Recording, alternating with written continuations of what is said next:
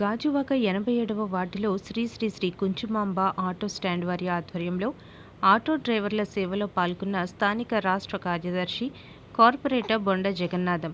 ఈ మేరకు కార్పొరేటర్ బొండ జగన్నాథ్ మాట్లాడుతూ, కూటమి ప్రభుత్వంలో నెరవేరుతున్న మరో హామీ ఆటో డ్రైవర్ సేవలో సంవత్సరానికి 15,000 ఆర్థిక సాయం. ఈ పథకం ద్వారా రాష్ట్రంలో 2,90,234 మంది లబ్ధిదారుల ఖాతాల్లో 435.36 కోట్ల రూపాయలు జమ చేయబడుచున్న శుభ సందర్భంగా ఆంధ్రప్రదేశ్ ముఖ్యమంత్రి నారా చంద్రబాబు నాయుడుకి, ఉప ముఖ్యమంత్రి పవన్ కళ్యాణ్ గారికి, ఐటీ శాఖ మంత్రివర్యులు నారా లోకేష్ గారికి ధన్యవాదాలు తెలిపారు.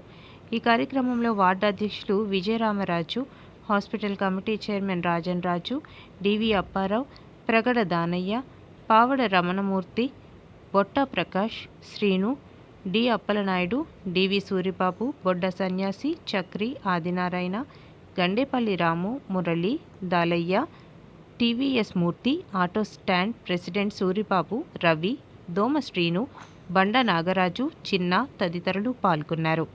ప్రాంతంలో శ్రీ శ్రీ కుంచుమాంబ అమ్మవారి ఆటో స్టాండ్ వారి ఆధ్వర్యంలో జరుగుతున్నటువంటి ఈ కార్యక్రమానికి మన 87వ వార్డు ప్రాంత నాయకులు, ఆటో స్టాండ్ యూనియన్ నాయకులు, అలాగే స్టాండ్ ప్రెసిడెంట్ సెక్రటరీ అందరికీ కూడా పేరు పేరున హృదయపూర్వక సమాంజలి.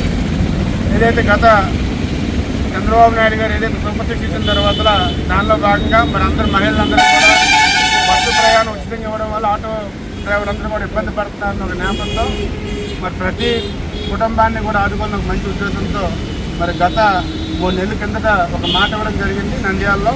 దాని మాట ప్రకారంగా ఈరోజు ఆటో డ్రైవర్లందరూ కూడా ఈవేళ వాళ్ళ ఖాతాలో 15,000 రూపాయలు వేయడం జరుగుతుంది.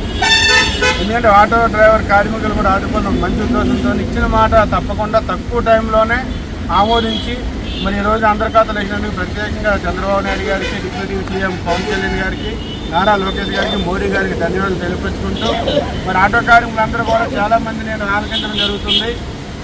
ఈవేళ రోజు వేతనం ఎప్పుడు లెక్కేయకూడదు, మీరు ఒకటే లెక్కేయాలి. ఎందుకంటే ప్రభుత్వం అనేది కొన్ని నిర్ణయాలు తీసుకుంటే ఆ నిర్ణయాల్లో భాగంగా మరి బస్సు ప్రయాణం అనేది ఉపశిక్షణ పెట్టడం జరిగింది. పక్క రాష్ట్రాలు పెట్టారు కాబట్టి ఇదే పెట్టడం జరిగింది. గత ప్రభుత్వంలో రాష్ట్రం నాశనం అయిపోతుంది, మనం ప్రత్యేకంగా ఒక విజన్ పెట్టి వెళ్దామన్నా సరే ఏదో ఒకటి మనం ప్రకటించకపోతే ఇబ్బంది అవుతున్నాను మంచి ఆలోచనతో ఆ రోజు పెట్టడం జరిగింది. దానిలో భాగంగానే ఈవేళ మరి మీకు కూడా ప్రభుత్వం 10,000 వేస్తే ఈవేళ మనం 15,000 రూపాయలు వేస్తున్నాం.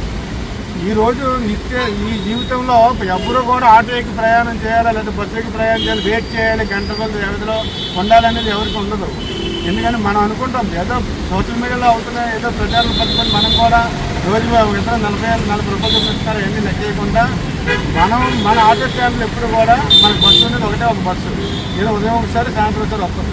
మీకు ఎప్పుడు కూడా ఆటో డ్రైవర్లకు ఎప్పుడు మనకున్న వ్యాపారం మనకు ఉండాలి. కాకపోతే కొన్ని రోజులు మాత్రం అడవులు ఉంటుంది కాబట్టి కొన్ని రోజులు తగ్గితే ప్రతి జీవి కూడా చాలా బిజీగా ఉంటున్నారు. తెల్లవారులు అయితే ఎవరు కూడా దేనికోసం ఆలోచించట్లేదు, దేనికోసం వెయిట్ చేయట్లేదు.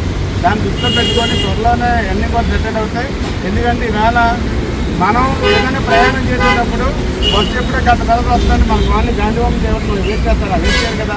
మీరు కూడా అర్థం చేసుకోవాలి. ప్రభుత్వాలు కొన్ని నిర్ణయాలు ఉంటుంది, ఆ నిర్ణయాల్లో భాగంగానే ఈరోజు అటు మహిళలకు ఉచిత బస్సు ఇవ్వడం కానీ ఈరోజు ఆటో కార్మికులందరినీ కూడా ఆదుకుని మంచి ఆలోచనతోనే మరి నారా చంద్రబాబు నాయుడు గారు 15,000 రూపాయలు ఇచ్చి మిమ్మల్ని ఆదుకుని కూడా మరి అది కూడా ఇవ్వకపోతే ఇంకా ఇబ్బంది పడతాం కాబట్టి ఆలోచించుకొని మరి మీరంతా కూడా అర్థం చేసుకుంటారని చెప్పి తెలియపరుచుకుంటూ మరొక మారు నారా చంద్రబాబు నాయుడు గారికి, పవన్ కళ్యాణ్ గారికి, లోకేష్ గారికి, మోడీ గారికి ప్రత్యేక ధన్యవాదాలు తెలియపరుచుకుంటూ సెలవు తీసుకుంటాం.